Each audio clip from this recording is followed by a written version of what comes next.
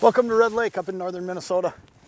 This is a place that most people think of for early ice, and that's because it freezes up earlier than most of the lakes out there because it's so shallow and the water gets cold early. But what gets overlooked is a dynamite midwinter bite.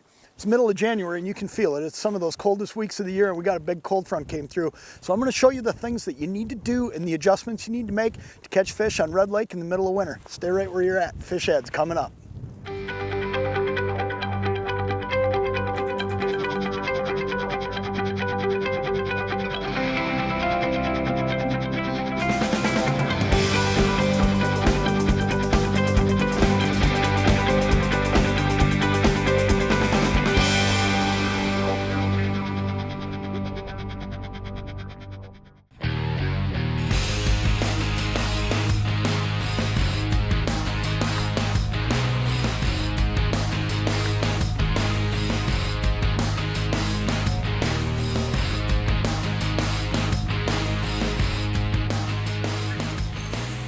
Boy, that guy finally came off the bottom and whacked it.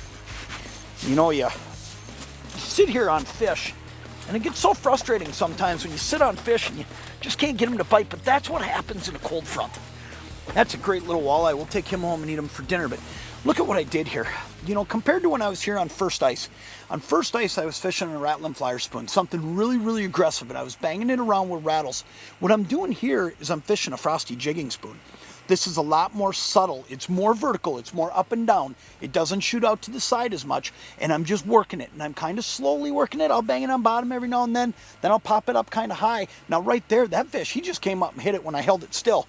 That's a great dinner fish right there. We'll throw him in the bucket. But you know, when you get into a cold front situation, remember that sometimes it just means not just downsizing, but going to a less aggressive bait. And when we're ice fishing, a lot of times we don't think about what's aggressive and what's not. This Frostee Jigging Spoon has no rattles. Makes it a lot less aggressive. What do I got going on here? Oh yeah.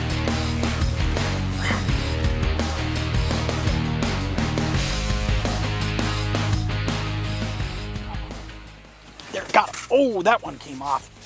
You know, that's a great example right there of, do you see how much I slowed down? I mean, I got down to where I was barely moving that spoon. And the first thing I'm gonna do here, because I missed that fish, is I'm gonna drop right back down, okay? I don't know if I have my minnow head. I'm gonna see if they react to it. But if I do, I wanna give him a chance while he's hot. So drop right back down there, even though you probably lost that minnow head there. But what I did is I actually just came to a stop.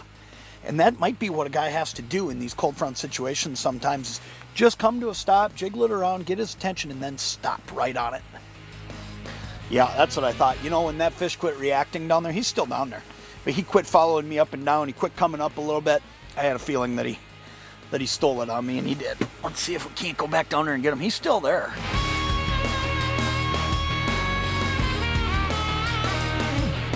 There he is, got him that time. Second time he came flying up. I got him. There we go. That's a good walleye. Get him in here. You know, the locations we're fishing are so similar to what they were when we first got out here on first ice.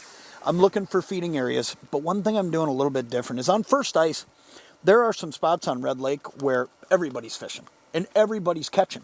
But one of the things that happens when you get a cold front come in like what we've got today is these fish, they get to a point where they're just not as happy with all the commotion. I mean, they're already out of whack. They're already in a funk. And you know, you look at a fish like that, he looked at this bait for a long time. So all said and done, what you got to do is you got to really keep in mind that you want to find areas and get a little bit away from people. Now here's one thing you can do.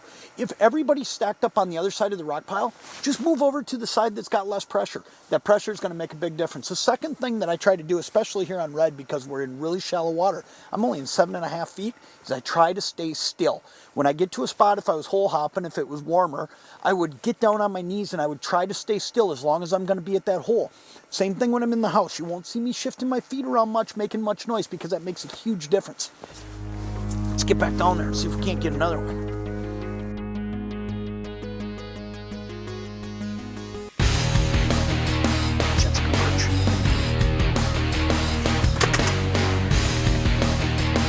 Right when I clear that hole. Oh! Well, that's what happens sometimes. That's a wet hand. Go back down there and try to get him again.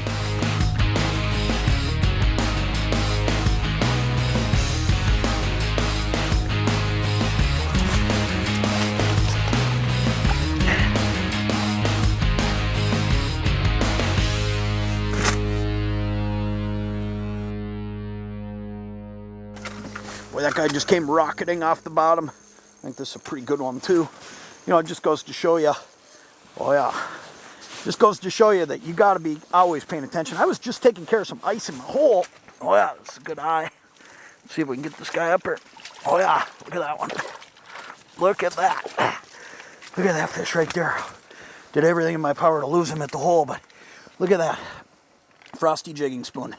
That's a beautiful walleye. Now what happened here is this guy was down on the bottom, and I got him going up and down, but it was so subtle.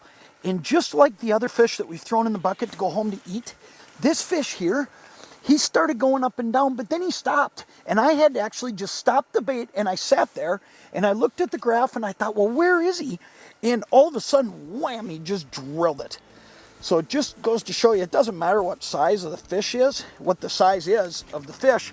In cold fronts, what happens is they just slow down. This guy's moving just as slow as those other little guys. We're going to let this one go because we've got a good pail going for dinner. Let's get him back down the hole. He'll be here for you to catch. There he goes. I think the whole key to catching these fish today has been just, like I said, slowing down, but also recognizing that you needed to use a bait that wasn't as aggressive. And that Frostee Jigging Spoon is more vertical versus a rattling flyer spoon that's flying around or a Lindy darter that's flying around. This is just a vertical bait that I'm working nice and slow and then actually just stopping it. And sometimes you wonder, geez, is that fish going to come up and hit it? He disappeared, but he's sitting off to the side and he just charges in and nails it. Hey, if this is the first time you've tuned in to see Fish Ed, we appreciate it, and we'd sure like to see you come back each week. What we do is we go out and we work to put you on a bite that you can go do yourself, show you exactly how to do it, and show you all the fun there is on ice fishing and open water fishing. So check back with us next week on Fish Ed. I'm Jon Thelen. We'll catch you next time.